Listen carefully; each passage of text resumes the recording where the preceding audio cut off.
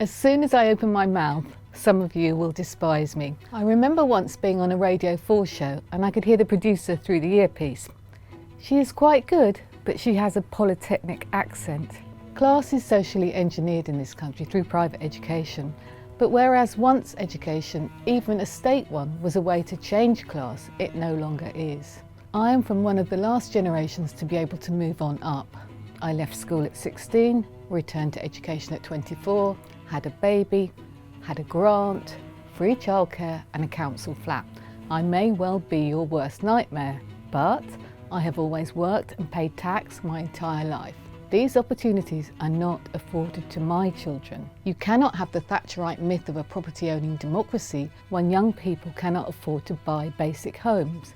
Women will not have babies when they can barely get along as it is. Class rules this country because it is part of the story we tell ourselves about ourselves. We use it to make all sorts of excuses.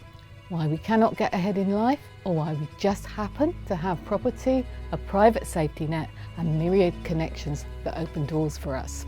We can find interesting ways to redefine class, but as long as people cannot find decent homes, as long as we have a monarchy and hereditary privilege, as long as social mobility stalls as it has, then I would argue that what we have in Britain is not even a class system anymore. It is a caste system in which people are stuck forever in the caste into which they are born.